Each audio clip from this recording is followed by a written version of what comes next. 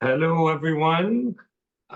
We'll just give a couple of minutes for people to join.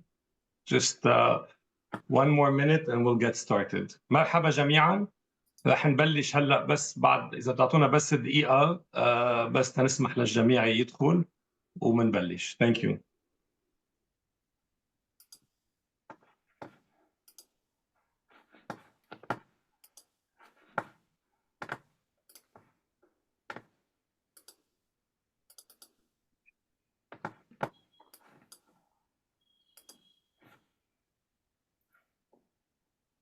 Okay.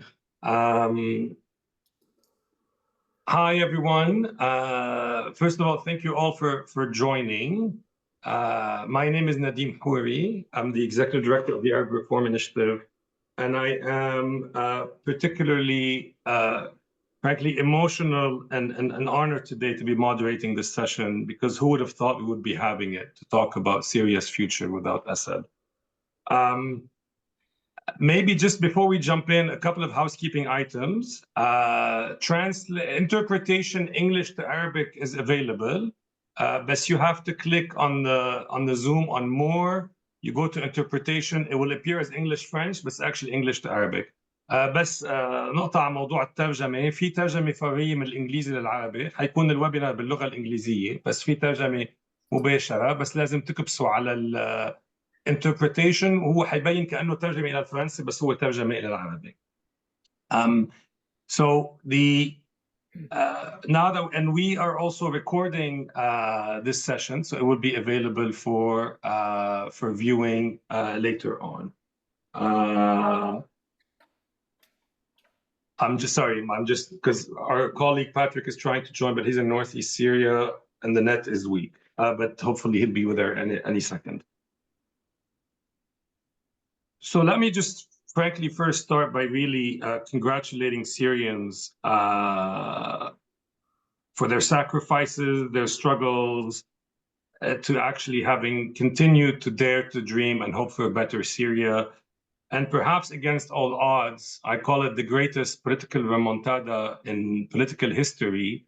The tables were overturned at a time when really 2 weeks ago, it seemed the entire world wanted to normalize with Bashar al-Assad, with very few exceptions. So this has been a dramatic moment, and it is normal that this moment will be full of uncertainty and challenges. And this has nothing to do, frankly, or unique to Syrians. Tell me one autocracy that can emerge from 54 years of single, rule that can somehow turn into a heaven of governance. My apologies.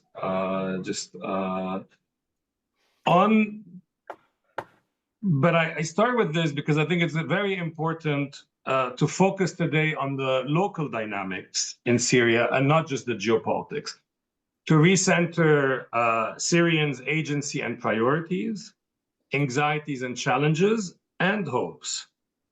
We all understand that geopolitics are important, and Syria is probably one of the countries in the world with so many foreign troops. I don't think there's any other country with so many different actors that actually have soldiers on the ground. But let's not remove agency of Syrians. And we're lucky to have really 3 fantastic speakers joining us today. So with us online, so I'll start with Patrick. Patrick Haney, مرحبا Patrick. I hope the internet, if you feel you're better off if you need to turn off the camera, don't hesitate if the net is wide. So Patrick, who actually has spent so much time in Syria, he probably would qualify as an honorary Syrian citizen, who's joining us from the Northeast. He's a researcher at the European University in Florence, has an upcoming book on HTS and its ideological transformations over the last few years. And I have to say, Patrick is one of the few who's had repeated meetings with Ahmed al-Shara, aka Abu Muhammad al-Julani, and who also has spent a lot of time in the Northeast, where he's joining us from today. So I'm sure he will have a lot of insights. Patrick, you're appearing as Nadim Houri. Maybe this is an old tactic from the Ba'ath days, but halla qata'it. No, I'm just joking. but also يعني ممارسة honor. التقية نديم. تقية خلص لكن تأقلمت على الوضع الجديد.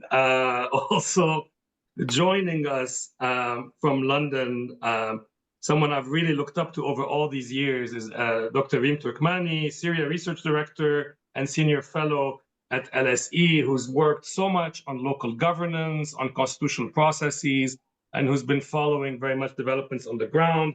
And last but not least, Hayat Tahrir, visiting professor at Lausanne University and author of the book Syria After the Uprisings, The Political Economy of State Resilience.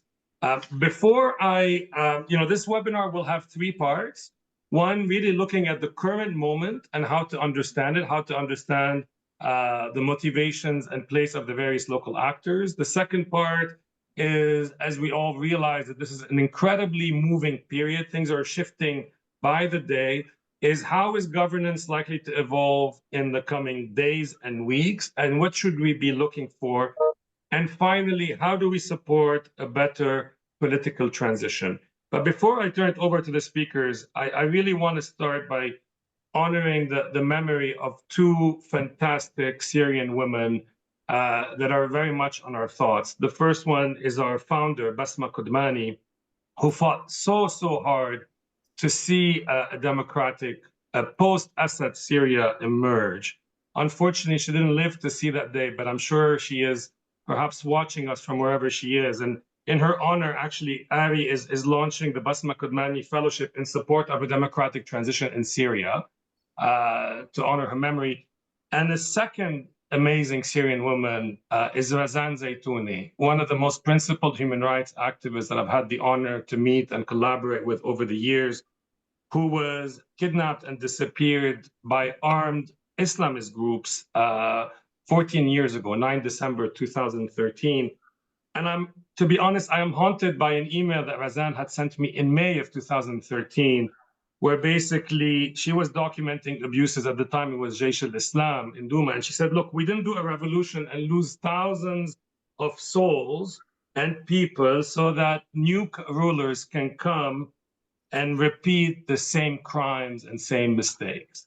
I start with this because for me, and excuse me, this is probably a bit more emotional than the usual webinars, but I do think this moment, it's the spirit of people like Basma, like Razan, two incredible women who I think attached to a rights-respecting Syria, and not just getting rid of Assad, but actually building a better Syria for everyone, that I hope will be able to give us courage and resiliency in the coming weeks and months. With that, I want to turn to you, Patrick. Thank you very much for joining us. And let's start by, but we want to, I think everyone's asking the big question. We want to understand HTS and Julani. You've met him many times. You've been researching governance in Idlib for a long time. And, one of the big questions is, yes, we've all witnessed his pragmatism today. He seems to have softened his image over the last 4 or 5 years. But, a lot of people are thinking, is his pragmatism just temporary? Is this the taqiyya until the power dynamics favor him? What do we expect? What can we expect from your experience looking at the governance he put in place in Idlib in terms of governance of Syria? Will he accept criticism? Will he just see minorities as protected, but ultimately second-class citizens? Give us your impressions, and maybe while you're answering, maybe tell us a bit about the dynamics within HTS. How should we think about HTS? And I know it's something you've spent a lot of time working on. I mean, is it a cohesive body with one leader, or are there competing interests below the surface, and Julani is just the tip of the iceberg? And should we be aware of other dynamics that are likely to have an impact? The floor is yours, Patrick. Well, Nadine, thanks for the introduction and for this rajimat as'ila, in which I will have to pick and choose a little bit. And a big hello to Reem and Joseph as well in the beginning. Look, I think really maybe I'll pick and choose a little bit selectively in what you said, and then we can develop afterwards. I mean, for me, there are two key things that I would like to stress. First of all, there was a dynamic transformation going on in Idlib over the past years, and we'll speak about it in a second. The second thing is the experience of transformation HTS went through in Idlib is very specific, deeply rooted in the interaction between HTS and its local constituencies in Idlib over the years. And obviously there is a big question mark that how this can be replicated or not at the broader scale of Syria as a country. And it's not only becoming bigger, it's also having constituency that change in nature. So first, concerning the transformation in Idlib, maybe let's start with this. It's not the first time that jihadi movements, groups, organizations reset their political outlooks. We saw this in Egypt in the past with the jihad group. We saw this in Libya. We saw this elsewhere. But every time, the starting point was an ideological, a new ideological positioning, what they would call in Arabic muraja'at. And in Idlib, there was nothing of such a kind. There's no muraja'at that HTS went through. So from that perspective, there is neither a very clear narrative on the transformation they went through from their side, I mean, nor a very clear identity statement about what they are in the current time. But that said, it doesn't mean that the transformation is not deep, profound. I think the transformation is a transformation in nature, if we look to what they were and what they become. But it's not necessarily rooted in a new political ideology, not speaking about the religious ideology. So what happened? HTS, since the moment they decided to de-link with Al-Qaeda in 2016, and then equally important, the moment when they establish a governance model, and then three in 2018, all this over the past, over 2 years, basically, 16 de-linking, 17 first governance structure, 18 first understanding with the Turkish forces on the ground. I mean, this, sorry, these three key moments were putting HTS into a series of new constraints that forced them to adapt. So what happened? And I think what is key to have in mind that the de-linking of HTS is not only cutting ties with the global jihad, it's also reconnecting somehow with the local realities and being aware that there are new strategic constraints going on. So what happened? First of all, when they decided to reconnect, to accept the Turkish army on their territories, it came with significant resistances within the movements. Some of them who are now out of the movement were discussing, could we rely on non-Muslims, you know, around this old debate, al-isti'ana bil-kuffar am la? They decided to say yes. The resistances were there. They had to crush them somehow. Then governance, equally important. The governance established new patterns of interaction with the society in a situation where HTS was mainly an armed group with limited capacities. They are not Muslim Brothers. It's not like a broader mass organization. They had to rely on the locals on very basic things, very practical things. You have 1,200 mosques in Idlib. You have limited capacities to manage. Your government at the time, and up to now, up to the last events, were less than 7,000 people. In order to manage just the mosques alone, you would need to have at least 2,000 to 3,000 people. So basically, what do? It's either you change all the structure in the religious field, which is both in terms of capacity is impossible because you don't have the alternative. And second, it is political, not needed, because you don't want to antagonize the society. So you accept the local clergy. The local clergy is all kind of different things, ranging from some obviously hardliners who came in the show, but mainly influenced by the local brand of popular Islam, rooted a little bit in the history of Sufism, Conferees, Turuq, Sufia, etc. So you had to engage with them. It produced an effect of reality. Your basis was basically rooted in the local environment. Then, second thing, you have an issue. You want to reestablish coherence in your movement, and you have other narratives still influencing your social basis. On top of them, the leaders of global jihad, Abu Qatada al-Falastini, Abu Muhammad al-Maqdisi, and you wanted to cut the ties, not only with al-Qaeda at an organization level, but also with those who might come with new, or with contradictory views on what you want to do and on your policies. As you know, al-Maqdisi was extremely harsh and critical on the new turn that HTS took over the years. So how do you cut the tie? You need to rely on the local resource that would give references. What was that? The adoption of, al-Mazhab al-Shafi'i as the source of religious legitimacy, which is also somehow a breakthrough looking to the former Salafi standpoint that they were relying on. Then you have an issue with the hardliners within your movement. What do you do? Some of them were expelled, some of them were arrested. You fought some of them if they were military groups, as like Horace ad-Din, or obviously the old enemies, Daesh.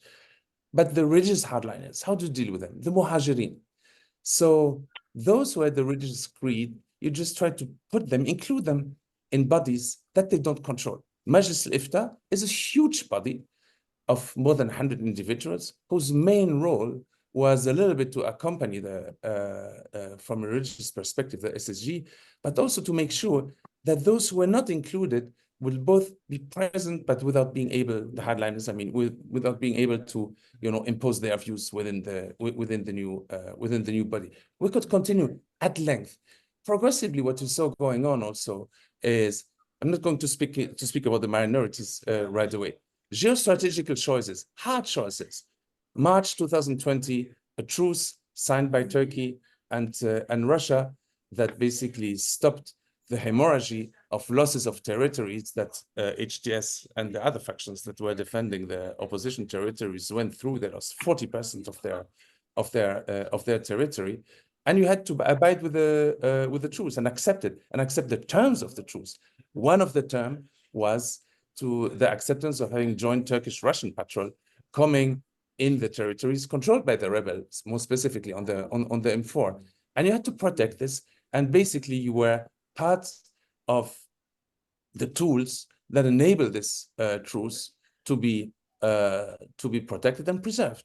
And at the same time, you brand yourself as a jihadi group, which is an issue. How a jihadi can preserve a truce in an ongoing confrontation and revolution, thawra, with Damascus. And just to finish on this point, Nadi, I just wanted to be a little bit long because little examples matters. The dynamic of transformation is here.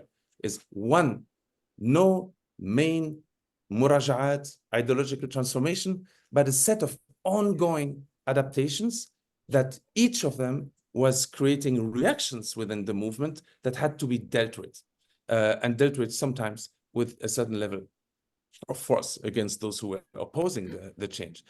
And over the years, we're speaking now of more than 7 years, what you had is a slow motion program, a dynamic of marginalization of those who still oppose to the movement from a religious hardliners perspective, if you want, which also makes the adaptation now less costly than it used to be in the past.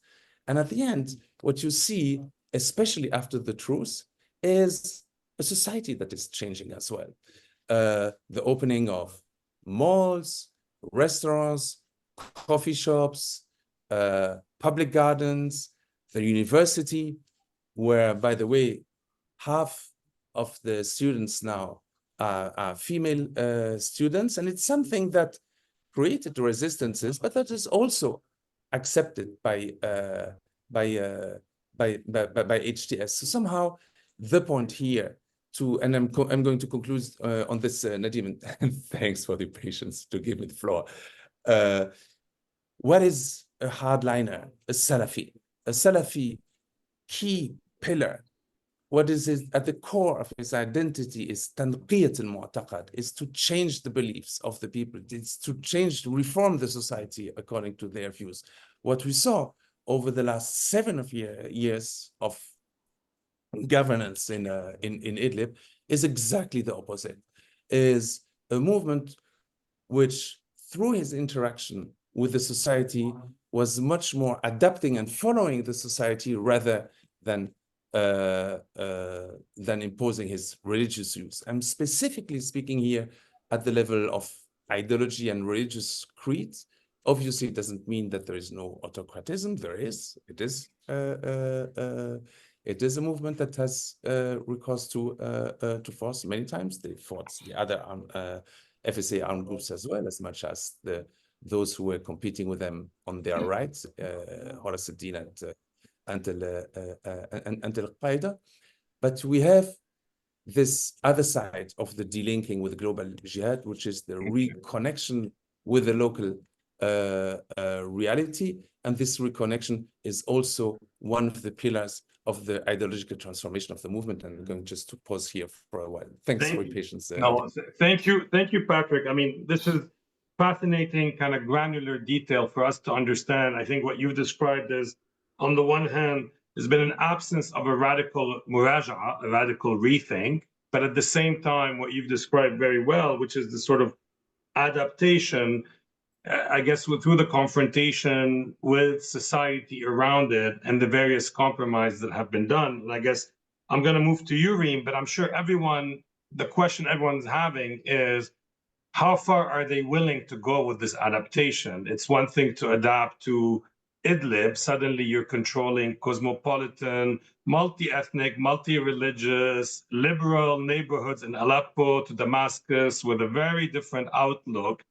Will we see this adaptation continue, and in what? And Reem, I want to move to you, and just to tell everyone, if there are any questions, please use the Q&A function. I will be able to read that afterwards to the speakers.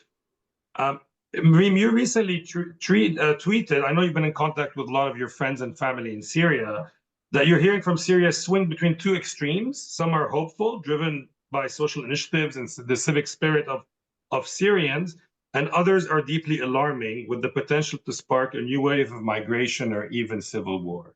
So turning to you, I'd love for you to kind of elaborate what you're seeing as hopeful. What are you getting, and what do you see as hopeful of these aspects of perhaps civic spirit, resistance that we're seeing locally? Where are this? But also, what are you mostly worried about? And when you hear Patrick describe this process of HTS, this form of trying to adapt to society, how do you see it playing out? And I realize these are early days, right? I mean, all of us are doing this exercise as things as they are happening. But what really worries you? Where do you see hope? Yes, floor is yours. Great. Thank you so much, Nadim. It's great to be speaking in the post-Assad Syria. I'm not in Syria, but like about a post-Assad Syria, I still can't absorb that we are in this era. And I really wish that Basma and Razan were with us today. Now, I want to follow up on Patrick's excellent presentation. And all this continuous adaptation. And I want to focus on one particular key moment, which is 2019, with the regime starting offensive, taking a lot of the lands that we have been regained, like Khan Sheikhoun and all these areas, and therefore driving mass movement, internally displaced people going further to the north towards Idlib. And as they settled there, there was a ceasefire that guaranteed by Turkey and Russia that kept the borders more or less stable until kind of 2 weeks ago. So we have a high number of people now concentrating in this area, adding pressure on al-Jolani. Like, what are you doing? You're performing all this show of military parades. You're telling us that now you have advanced technology, you have drones. Then why are you not starting an offensive? We want to go back. We want to go back to our areas, to our lands, to our villages. So there is so much pressure on him to فتح الجبهات, open the fronts, start an offensive. We want to go back.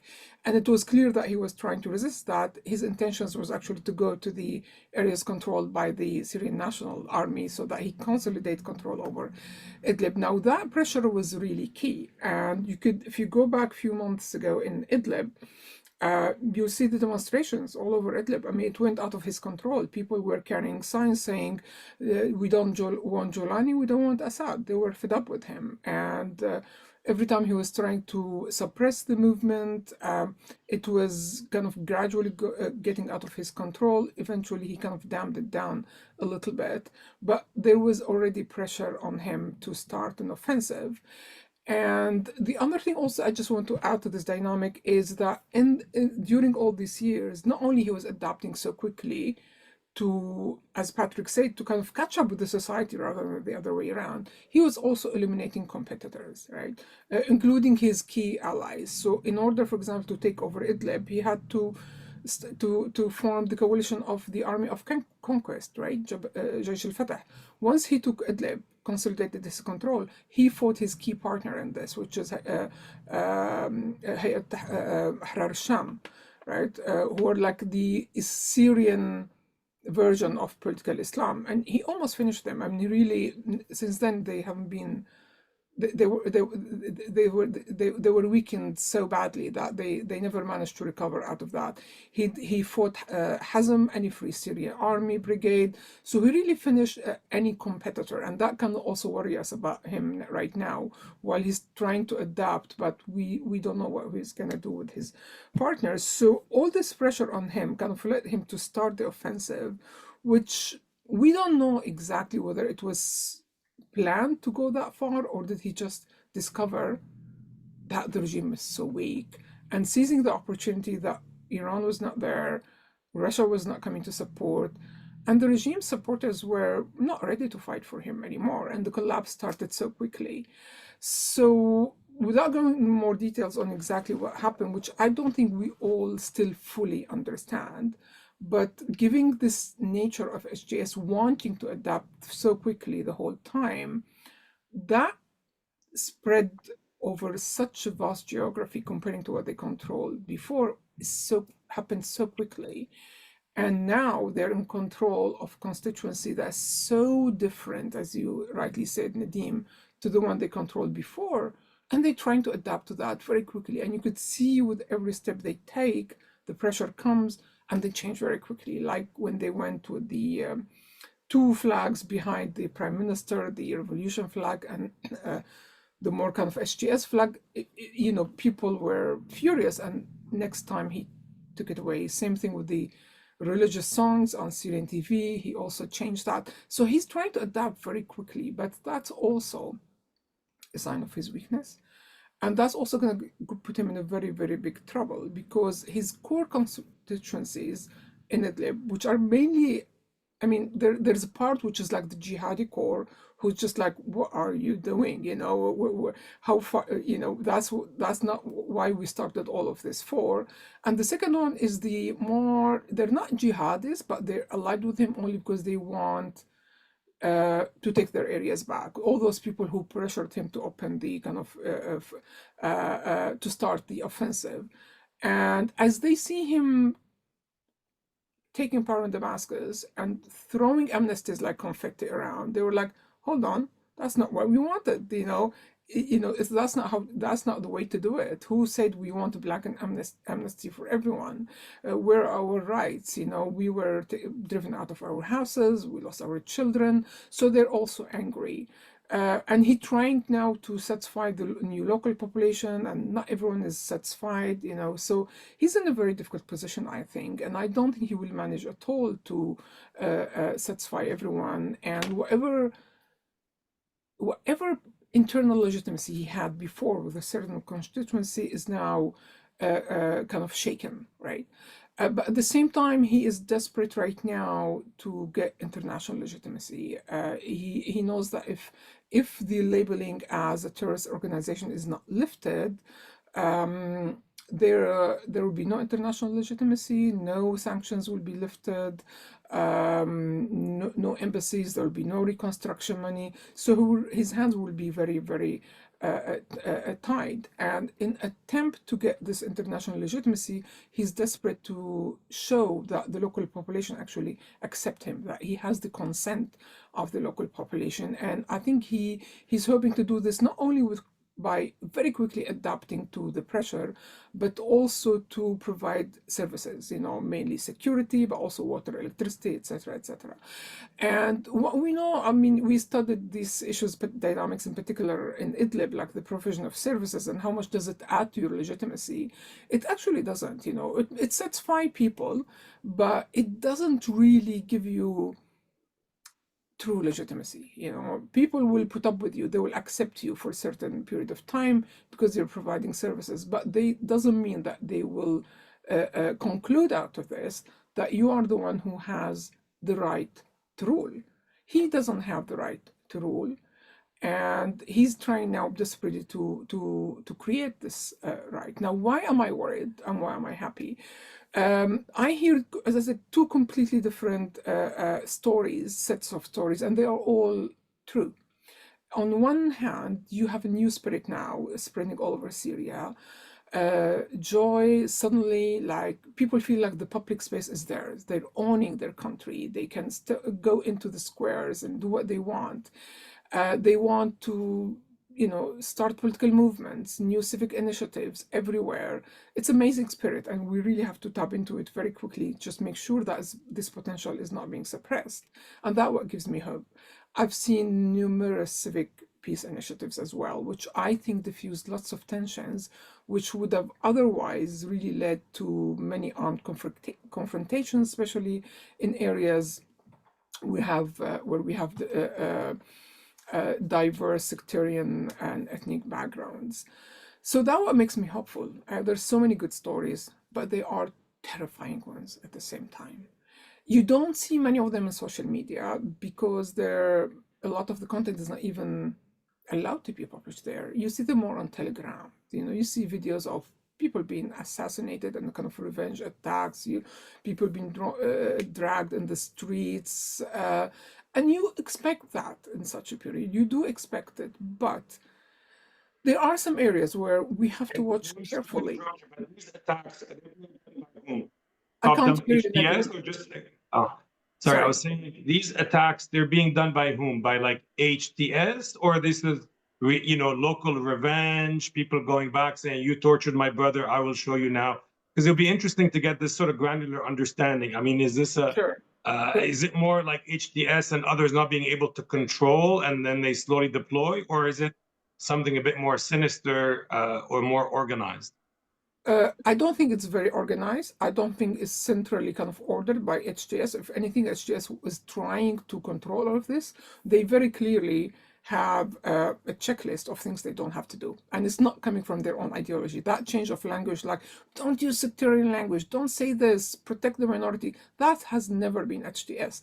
Go back to their Latakia offensives and what did they used to say about the Alawite, how they attacked and killed Alawite, how they kidnapped Alawite women. Yeah, that's not them. Yeah, they have a new playbook that is not really them, and they're trying to play by the book because they know they won't get international recognition before that, and they know also they can't control Syria without these, watching out these issues. Who's doing this is different people. I can't name one group, and if anything, the groups that are not under HTS are more out of control than HTS guys. So it's very random in different areas, but particularly around the coast. There are stories privately told by people to us, friends and family, and people are even afraid to come out and say this have happened. And then from the same areas, you also hear really good stories, really good initiatives, and sometimes people who used to be loyalists they're actually joining forces and with the opposition, in expressing anger about the Assad family. So there are cases of tension being diffused, but also there are cases of it being pushed to the extreme. And why we have to worry? Because when the opposition entered Homs, we saw this mass movement of people from Alawite background into the coast, similar from Damascus. So they are all geographically concentrated in one area now. They are armed and they are angry. And there is perfect opportunity for somebody to come and just light a fire in this mix.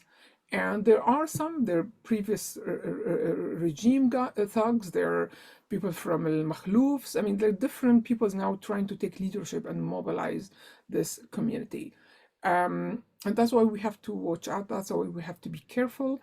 And also, I think what made things worse is when al-Jolani announced an amnesty and trying to look, because he tried to adapt so much, he's trying to be tolerant and open, when actually what you need to do is to put in place a well-thought transitional justice mechanism or plan. No blank amnesty. You should put something more like temporary, time-limited amnesty, for example, just to ensure that all those, it's a very high number of people who committed crimes. And we'll go back to this in the third part, Reem, to talk a bit about how do we ensure this transition. Sorry to cut you off, but I just want to wrap up around the current moment, Joseph. Anything you want to add just about the current moment, about particular things that worry you right now? You talked about the dynamic, the positive and the negative ones. Anything you want to conclude with before I move to Joseph? No, you're good? Okay. Oh, sorry. I'll come back to you, Reem, in a second. Joseph, I want to just move on.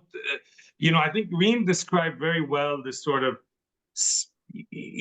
that there is a space today for local initiatives. And in your own work and research, I mean, you've often been someone who looks at what's happening, not necessarily at the macro, but sometimes the spaces, the organizing.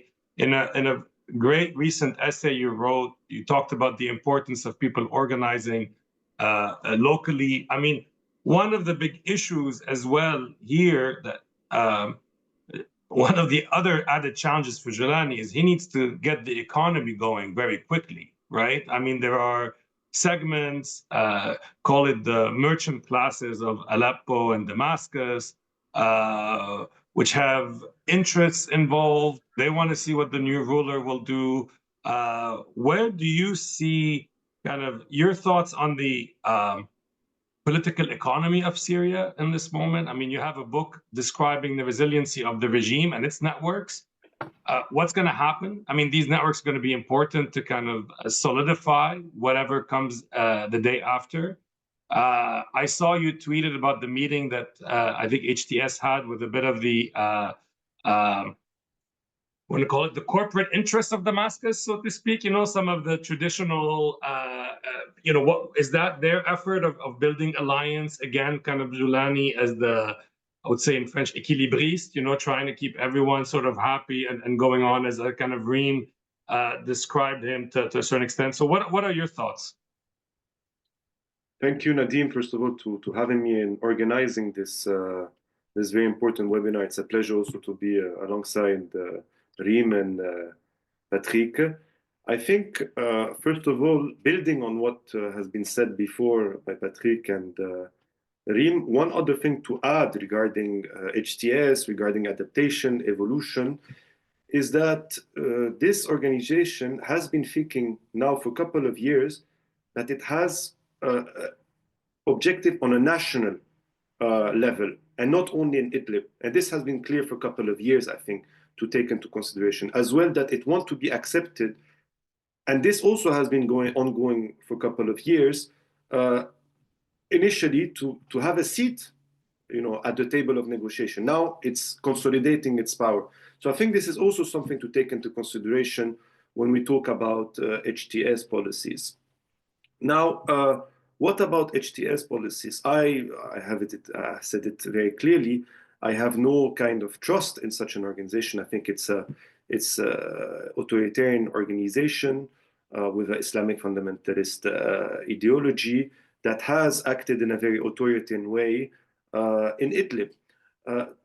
The key issue will be how much people can organize from below, how much they can establish new trade unions, new feminist organizations, new local associations.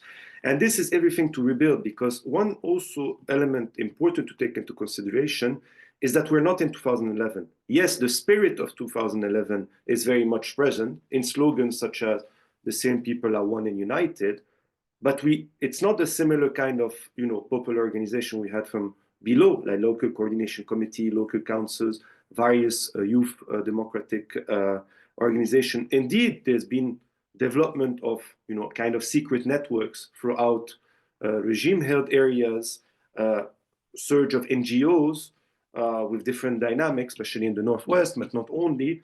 But I mean, only the pressure from below will push HTS to return to certain decisions. For example, Reem talked about symbolically the flag, but the latest decision to come back also on a constitutional change is quite important after people criticizing online. And one of the chances I think we have now, and Syrians will have in the coming future, in the near future, in the next following weeks and months, is that today not a single force can completely rule Syria. HTS has stretched its force very much, whether in terms of human or military capacities. It cannot rule from Idlib to Damascus, basically, and as well in coastal areas, where you have also different dynamics in the south. In Sweden, you have the own local forces. In Dera, you have also various former FSA forces. They had a meeting yesterday. So this is also something to take into consideration. This fragmentation is today a particular chance, even though obviously we need to go to further form of of cooperation between the various kind of areas. So I believe, first of all, it will be what will happen in the following weeks, the capacity, the ability of especially Democrat, progressive, and various sectors of the population to organize, to constitute a counterpart that will also decide on what kind of policies HTS will adopt.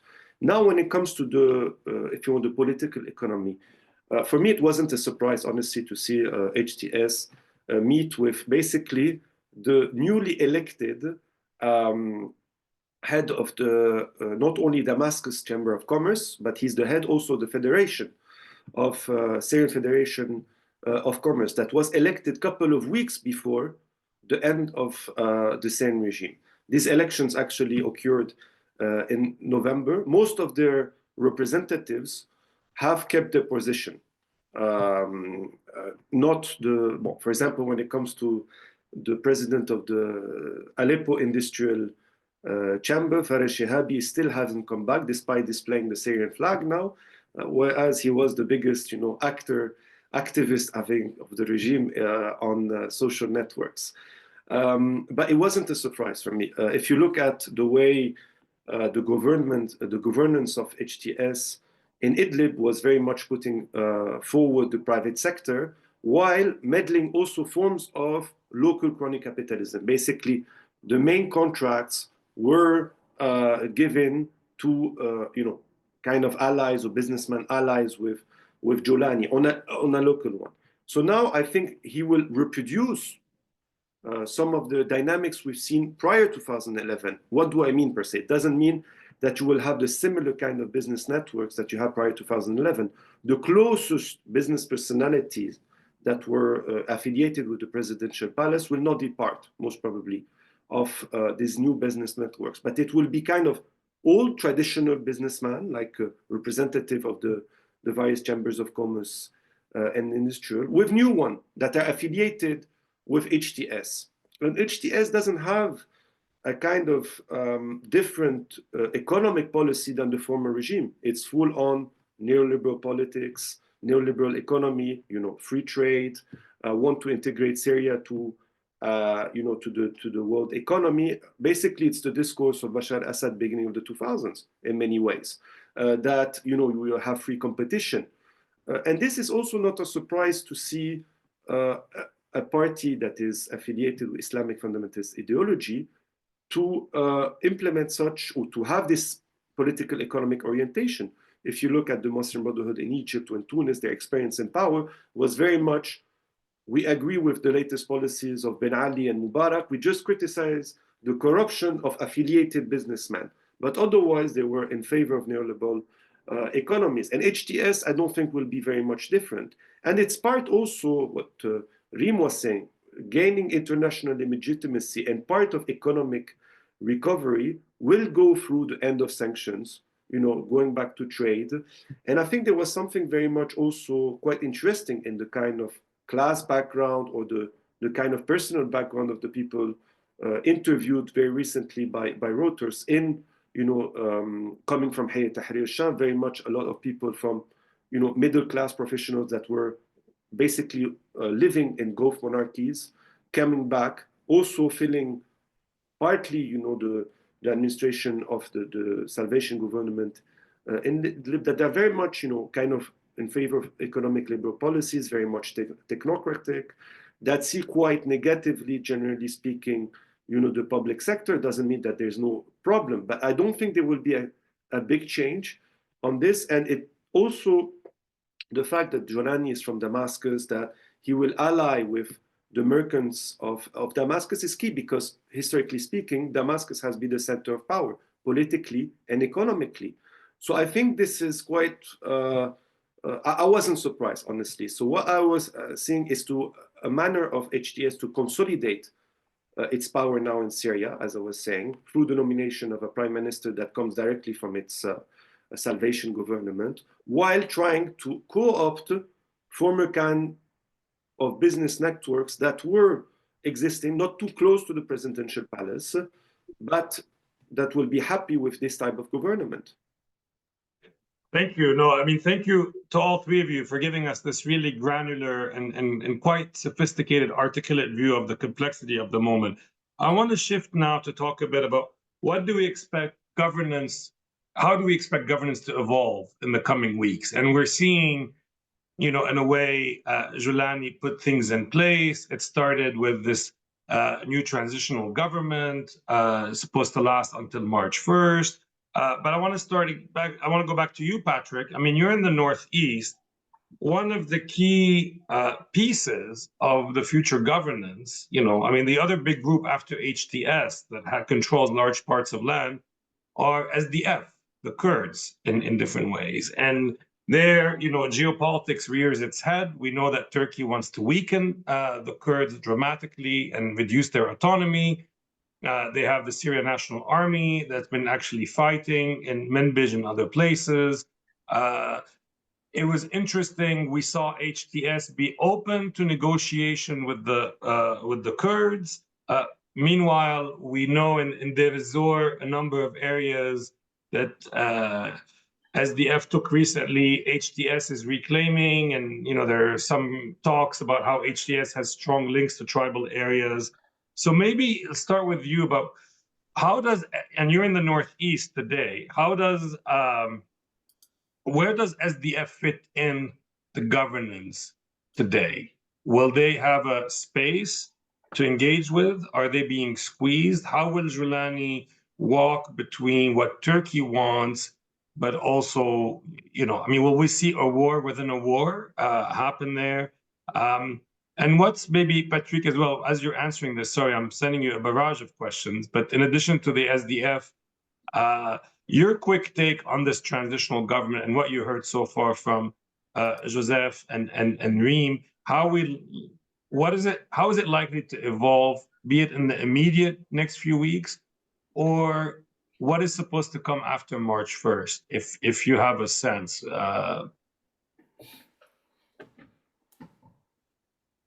You know, Nadim, I think if we learn something from the current events, is that researchers has pretty much lost all credibility in order to do more than qira'at finjan concerning, you know, trends in the near future. So if you allow me to pass the post-March question, I would be really happy about that. But and maybe I'll take it first from the issue about, you know, what about SDF, PYD, and HTS, and zoom back a little bit only, and then coming back to the current situation, because I think it's something really interesting. What Reem just said was that over the past years, this kind of very diverse, you know, landscape of groups, armed groups, but also civil society, civil initiatives, some of them led by women as well. Over the time, this kind of post-leaderless revolution led to the creation of two main hegemons. The victory of the Leninists, if you want, just to please Joseph a little bit with a metaphor. On the West, in Idlib, you saw a group who stems from a very deeply rooted militant experience, Al-Qaeda at the time. And in the East, you had the PYD with his own regional connections and his own legacy in terms of political experience and know-how, etc., rooted into the experience of the PKK. So what happened over the years was the creation of the domination of those two main players within the landscape of the oppositions, plural. And what happened in the last days was pretty much the first time that they are face-to-face. And the first face-to-face was in Aleppo, actually, where both tried to avoid to enter into a confrontation. For now, HTS, obviously, first of all, was very keen, you know, to continue the battle with the main enemy, which was the regime. They were also keen not to antagonize the West, knowing that the PYD at the end of the day is also backed by the US and, you know, the French, etc. So it was both a military priority and a political calculation. SDF as well wanted to try to see if there is a way to renew the alliances they had with the regime at the time, with the new rulers. Difficult to say, we'll see. I think it's going to be difficult. And then progressively, what happens in the eastern areas? You had somehow and it's ongoing, a process of shrinking of the territorial control of the SDF as a result of two dynamics. The first one in the north is a military rollback, a push from Turkey and the Syrian National Army, or, you know, the local proxies allied to Turkey, who pretty much reiterated the red lines that President Erdogan stated in 2016, which was west of the Euphrates for them, east of the Euphrates for the SDF, for the Syrian Democratic Forces. Is the Euphrates going to stay as the new boundaries? Let's see. It might change. There might be an attack on Kobani and al-Arab to be seen in the next hours or days. And the second dynamic that is shrinking the territorial control of the SDF is the fact that the legitimacy they had within the Arab populations in the area they took back from ISIS at the time over the years between 2015 and 2019 was some kind of a negative legitimacy, in the sense that they were accepted, and actually their institutions they developed in those areas were a significant bureaucracy. The participation from the local populations was real, as corruption, which is another type of participation, was real as well. But it was getting rooted within the Arab environment. It's weird. The ideology obviously stands quite at odds with the beliefs and the political culture of the Arabs in those areas, but it was somehow sustainable over the years. But it was built based on a very important non-state contract between those populations and the autonomous administration, the administration body of the established by the SDF in those areas, which is, we accept you because you are better than Bashar al-Assad. In a quite frank way, the people were saying, "Antu afdal al-sayyin," you are or ahun sharrin, the lesser evil. So this lesser evil legitimacy now is gone with the transformation of the power in Damascus. So what we see is either a switch of allegiances in some areas, defections in others, very limited up to now, but it's the beginning. We'll see how it's going to develop. And now, actually, I think what is at stake is the capacity of the SDF to still control the areas, the Arab areas where they rolled back ISIS at the time, or the local forces that were allied to them. Are they going to switch allegiances and look towards Damascus more than to look towards Raqqa, Hasakia, or Qamishli? And what is at stake with this, and finish with here, with this on the northeast, is also the shape of the whole counterinsurgency strategy that the coalition shaped over the years. What about the American presence in those areas if their local partners allied to the SDF decided to look towards Damascus as well? So there might be some significant transformations there, as you saw. For those who followed closely, the new flag is now adopted in the northeast, a little bit like it was in 2013 when there were some local deals between the PYD and the YPG at the time, and the revolutionary forces. But it's definitely going to be a very difficult moment, and a moment of hard choices to be made for the allies of the international coalition in the East. Thanks, Patrick. No, I mean, definitely something to watch. And we're hearing that there's actually a lot of fighting happening close to some key dams in the area, and that Turkey and SNA are moving strongly. So something to watch for. Reem, I want to go back to you and to talk a bit about the different governance structures, something that you've worked a lot on. One, whether, what have you heard about this new transitional government that was put in place? I mean, everyone's been talking about the new prime minister, his background, but who are the ministers? And do we have a sense whether there will be any attempt to bring, or is there any push to bring in people outside the sort of trusted circle that came down from Idlib with HTS? But two, and you mentioned in your first intervention, dynamics in different parts, right? And Joseph as well talked about it. Suwaida has had a form of autonomy now for a long time. Dar'a as well was sort of existing with some autonomy. Now you have the coast.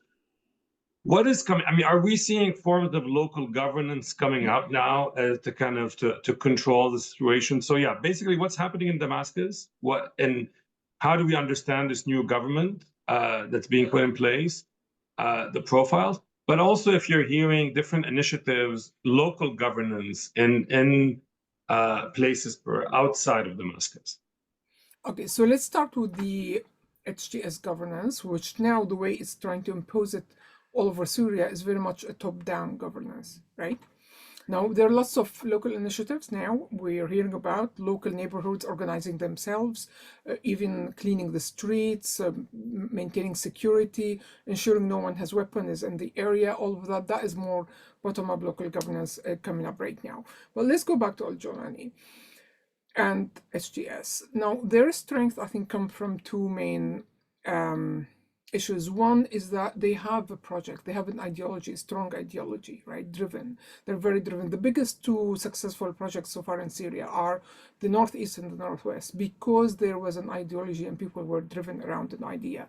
The rest of the opposition was just all over the place. So we never managed to pull something together because we lacked that. Right now, this is because all the adaptation we spoke about, now this is, now it's fragmenting. So already one of the strengths of HTS is getting lost. The second one is their ability to govern. And let me go on this. Let's look at what they did in Idlib. The space of governance of Idlib was not filled by HTS guys, the Salvation Government. They only filled the spaces or tried to control the space. But let's say the key sectors, let's say the medical sector, for example, was independent. Like the Idlib Health Directorate is an independent body of HTS, and it designed itself in a way to maintain this independence so that they elect the head of the directorate. No one can come and appoint it. The Civic Defense is independent. Most of the relief organizations. And we knew this the moment it was revealed that weakness in governance is when the earthquake hit Syria. Who was able to move in quickly, help the people, provide, take people from the rubble, provide all the civic defense, the health reactions, it was the civil society. It wasn't HTS. HTS realized that the best they can do back then is to provide security, and they did, and equipment. And some of their individual members, they did step in and help, but they, as HTS, they were not the ones who kind of saved the area. I'm not saying they don't have a strong governance, but it's not as strong as we think even in Idlib. And I think right now, overall, HTS is giving far more credit than it really deserves. Patrick is right to say that we as researchers, we lost credibility. But, okay, if you spoke to me 2 weeks ago, I wouldn't have seen this happening. But I've been going on for years about how weak is the regime. And every time we see somebody saying, let's normalize, I say, wait a minute, the regime did not win. The regime is not strong. The regime is so weak. It only managed to stay in power in Damascus. But every time we survey the loyalist base, we find people extremely frustrated. The army, everyone is so angry. We knew this. We knew it's so weak, but no one was listening. And now we're repeating the same mistake with HTS. HTS is not that strong. As it's spreading all over Syria, it cannot copy-paste the model it applied in Idlib and applied all over Syria. Not only because it doesn't have the capacity, and that's clear from the names of this interim government, they're all close allies of al-Jolani. They're the people who would say yes to him. It's not even his strong guys, only the guys who are happy to say yes. Only men, of course, from a particular background, no other religions involved. But it's not only that. His system of governance, one of its strengths is that it's comprehensive. It's not just providing services. It comes with certain courts and tools to enforce the rules of these courts, and they were Sharia courts. And he had Hisbah to enforce the rules of that Sharia courts. How is that going to function in Damascus or Homs in Aleppo? You're not going to have a Sharia courts and no one to enforce all these rules. So it's already key, very important element of that system of governance is already is missing, which is why I don't think it is going to work.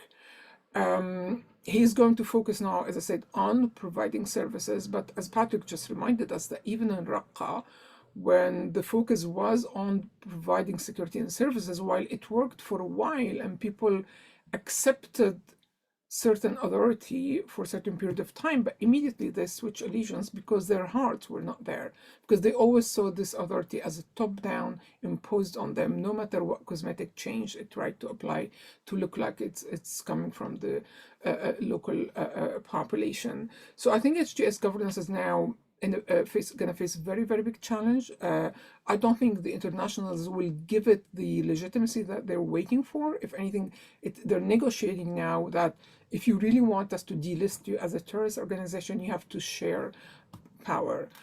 just looking at Al-Jolani himself, he looks somebody who's so power hungry. So, he loves the voice of his own voice. And I think his eyes are on power. Is he gonna step aside now? I don't know.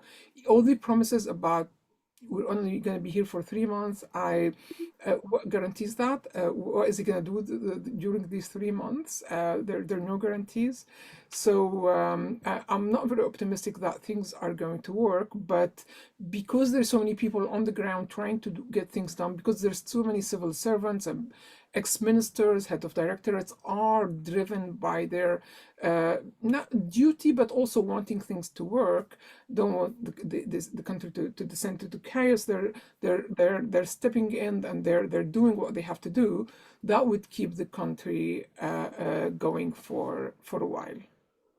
Thanks, Reem. Joseph, I guess similar question. You've heard Patrick, you've heard Reem. I know no one wants to guess, but we're talking about the coming weeks, right? If you're guessing, what will be the next steps? They're trying to stabilize the security situation. That's clear. What will they be thinking about the economy? What are things that, how is governance going to evolve at this point? This is a country that was running for 54 years through a pattern that everyone somehow understood, right? You had the mukhabarat on the security side, you had the business interests, the alliances with the Assads. Suddenly, Assad disappears, and there are a lot of questions. We'll get to them. Everyone's wondering, where is Maher? What's going to happen with this, with that? And I'm also curious, what do you expect as the next steps on the governance? Reem's point is they're not going to get the legitimacy they want internationally. Probably means they're not going to lift the sanctions at this point. What do they do? Where will they be? Do you have a sense what this transitional government is supposed to be doing for the next 3 months? And are you concerned that if they cannot deliver on the sort of opening for these new audiences, what Reem seems to be suggesting is likely to happen, is there a concern that they will then fall back on their hardline supporters? If I cannot make you happy in Damascus and Aleppo, let me at least make my hardliners happy so I consolidate whatever I can, even if that means it makes it hard to govern. What's your sense, Joseph? Yeah, building on what has been said by Patrick and Reem, I think the following weeks and months will be absolutely crucial. There are a lot of more questions than answers. I agree with Reem that I think the regional international actors will most probably negotiate with HTS before lifting sanctions, whether HTS or Syria to share power. But when it comes to economy, HTS has a lot of struggle and challenges. For example, when it comes to the Syrian pound, will the Syrian pound, the currency, be used and replaced in the northwest? Will it be completely replaced as they've been using the Turkish lira for the past several years, and has been used also as a way to basically stabilize the local markets? This is a question to be asked. And while the Syrian pound, the currency, improved in the past few days following the fall of the Assad regime, it still has structural problems which reflect basically the destructive situation of the economy. What will be the decisions of the new government when it comes to agriculture, to industries, which are key sectors of the economy to expect an economic recovery? And also what is important, again, and I agree also with what Reem said, is that in Idlib in the northwest, we shouldn't forget that there was an accumulated experience by Syrian NGOs, but they were providing key social services. And what will happen when it comes to the ministries of the Syrian state? Because indeed, Syrians have been living for the past more than 50 years under this regime, but the ministries have suffered massively in the past decade. And the austerity measures in the past 10 years have depressed this sector. Apparently, there was more than 1 million or nearly 1 million state employees. Now there are 600,000, maybe less. A lot of people have left their job. You had to pay basically to leave your job in Syria because salaries were so bad. There was a lot of absenteeism. And this is a question: what will happen with the salaries? In Idlib, salaries were much higher than, for example, in Damascus. Damascus is an average of $25, $20 to $50. For a family of 5, it's over $1,000 to live in Damascus. So what will happen with salaries? We heard that they will increase it, but how much? How much can they increase, coping to the inflation? So these are certain questions that needs to be dealt. And I don't think until now HTS has the answers. And honestly speaking, a lot of us is clear question. What will happen, for example, is a question to be raised with the assets of the state that have been privatized at the profit of, the crony capitalism of the presidential palace. Will they nationalize it? Will they, sell it to the other private sector? I have my idea what I would suggest for sure, but again, what will happen with the various kind of intermediary professional associations? Will they play a role in future laws? Will trade unions will be completely rebuilt from below? And they will have a key role to play for the future of Syria, because one of the key issues is not to repeat basically the mistakes of the past. I was saying how HTS is basically in a similar kind of political economic orientation than the previous regime on many aspects.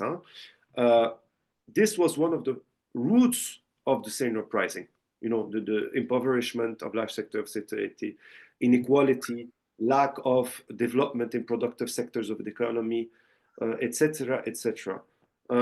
So today, this is a key question that remains open, and HTS faces enormous challenges. And if I may say one thing, I think that is key also for the future of Syria is what will also be the attitude of HTS government today regarding the Northeast and autonomous administration of the Northeast, because I think this region is facing real challenges. First of all, locally, and it's a deep today ethnic division between Arabs and Kurds, and I think it needs to be tackled. Unfortunately, Turkey is basically deepening this division with its policies and has been doing it, and I don't think they will stop to Minbij. They will most probably continue because they perceive the autonomous administration in Northeast as a continuation of their national threat within Turkey, of the Kurdish national threat. So I think there's great danger, and this will also further tensions within Syrian society if there's an attack on the Northeast. And the behavior of the Syrian National Army for the past few years have been, very violent to the Kurdish population. We remind Afrin, the occupation, demographic change, what happened in Tel Rifat. And I don't believe HTS will be able to do a rapprochement, because Turkey will pressure very much HTS on this ability. And I don't believe they have the political orientation to recognize, basic Kurdish national demands within the Syrian state, because I don't think they're really much different from other sections of the opposition that oppose it on this issue. And finally, and Joseph, sorry, I'm going to have to just give a word to Patrick because he has to leave in 2 minutes. There's a car curfew in the Northeast. Okay. Can I come back to you just to give a chance for Patrick to come in before he has to leave, and we'll come back with you and Reem about kind of potentially what happens next. And there are a lot of questions from the participants. Patrick, before you leave, I know you don't have much time, but what is it that can be done in your view right now to increase the odds of a successful political transition in Syria to something that is more democratic, more inclusive, and more human rights? I mean, if you had recommendations to make now, what is it? Where do you think the people listening, interested, should be focused on to increase the odds? It's very easy to be pessimistic. I think we have to kind of be thinking, what is it that can still be done right now? What's your view before you leave us? Yeah, thanks, Nadim. Look, the bar is my bar would be a little bit lower than making it inclusive and democratic at that stage. I think the key thing now, like all the Syrians, all the time over the past 12 years, the top priority for those inside was always security. And I mean, we saw how, I mean, as much as HTS managed to establish some kind of an order but that was contested as well as Rima mentioned it as well. I mean, there was some kind of an order. Now, what's the issue? I think two issues. First of all, a lot of weapons all over the place, revenge killings, most of them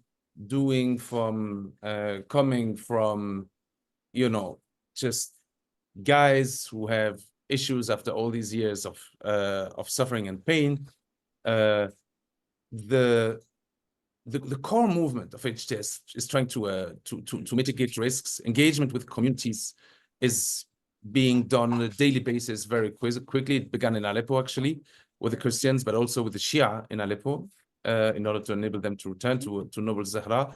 So the engagement is there. The testimonies we got from those who speak to the current holding forces are encouraging when it comes to the policy in the making that the leadership wants to have towards those who die at risk.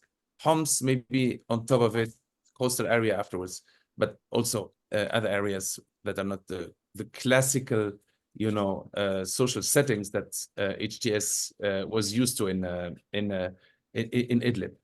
The issue is as well to control the other armed groups, which is really a problem. Everybody saw the pictures from, you know, jihadis coming from Idlib to the coastal areas.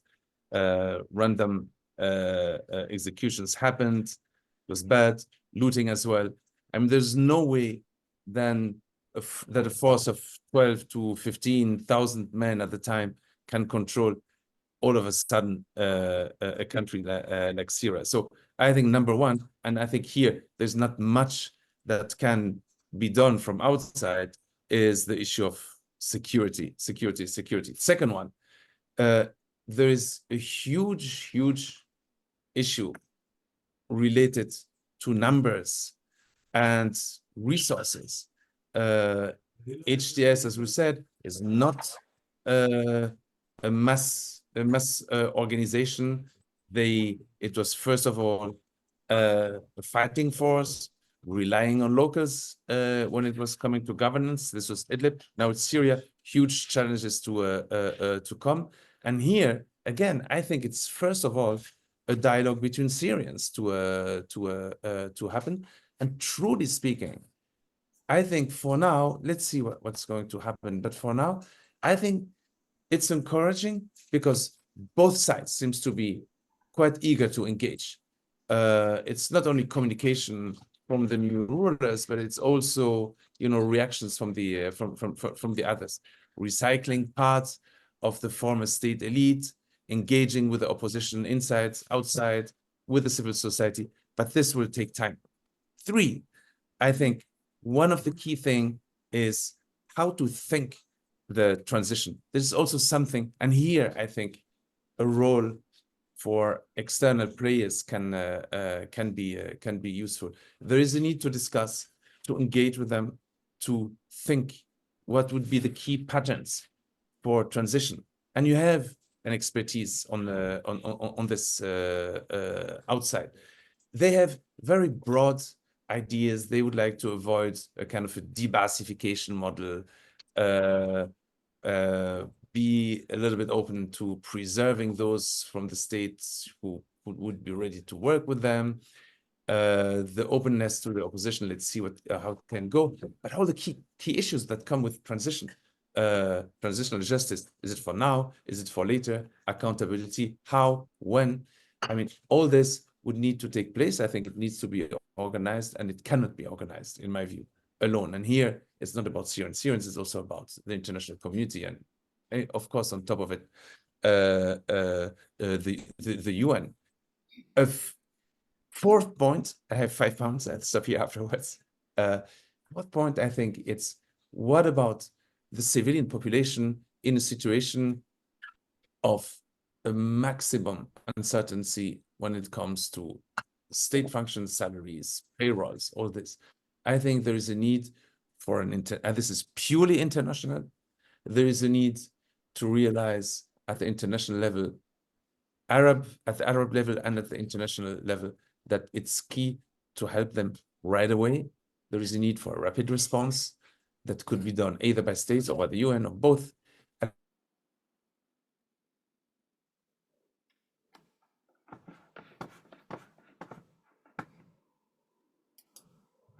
Okay. Patrick, I think we lost you.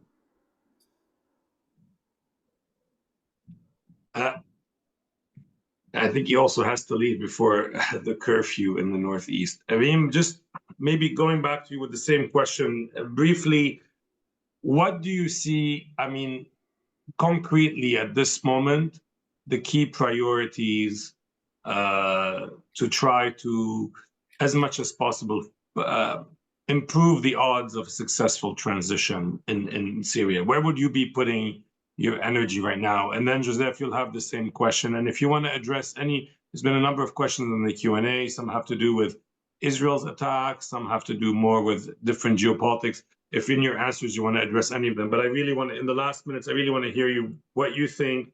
You know, Patrick gave something very concrete, very hands-on. Let's just focus on the security, focus on getting salaries paid, control the revenge killings, consolidate what you can, and sort of give time to time, so to speak, to allow the Syrians to work out together. Is this what you think, Reem? Would you have different priorities that you'd see right now? Well, I mean, while Patrick says the priority is the security, maybe we should now, we're too ambitious to think about democracy. I would say there are different routes to realize security. And a democratic transition is one of them, with all the mechanisms that are needed to ensure security. If you ask Syrians now across the board, what is frustrating them the most is the ambiguity.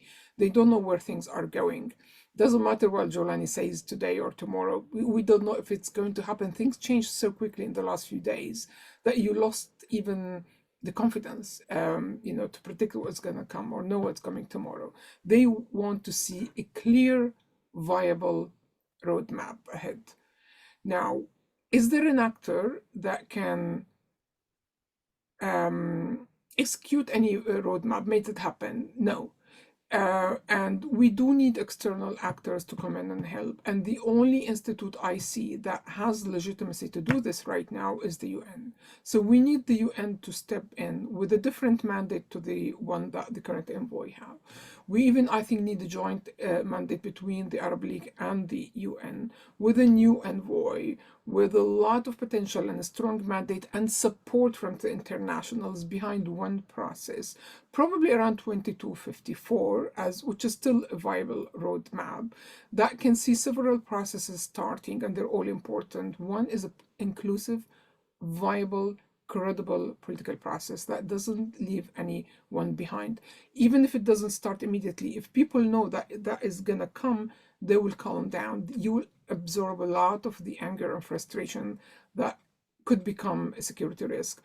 We need a national dialogue process as well, and that needs a lot of preparation. And we need a transitional justice process that also absorbs the anger and reassure people that there will be justice, there will be a process, you will have a chance to come in, tell your story, and maybe, there will probably be restitution. People, they need to know this. They need to hear something about the future. And I hope that the internationals would put their weight behind that and make it clear that any contribution, be it help to reconstruction, international recognition, would be given to the process emerging from a UN-led process, not, going to Damascus, talking to al-Jolani, who's really not as strong as everyone thinks. Great, thank you, Reem. I mean, so Joseph, we have two visions right now on the table. One, Patrick saying consolidate locally. I mean, maybe talking about different time span, but get the security under control. Reem is coming and saying, actually, you have to give people a vision. You need to broaden the process.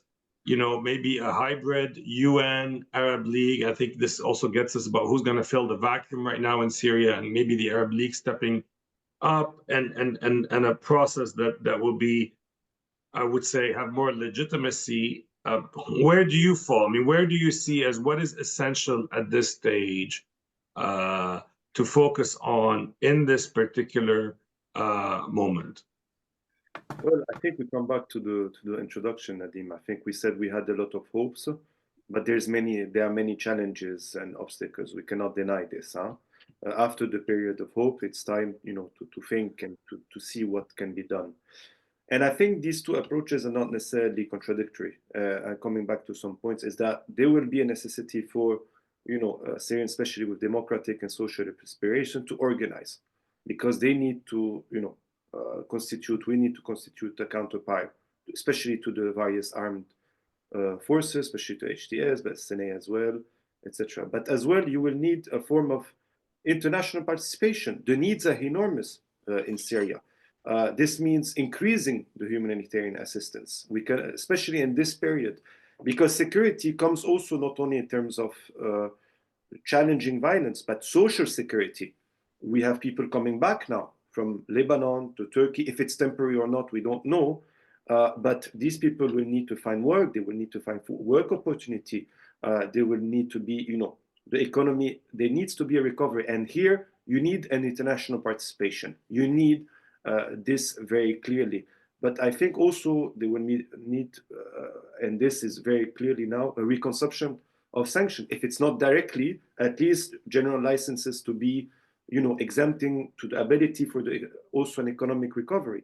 But there needs a general plan from the international, actors to help to achieve security, but in all its components, meaning not only absence of violence, but also social security, but also the ability to participate in a transition process. They need to feel a part.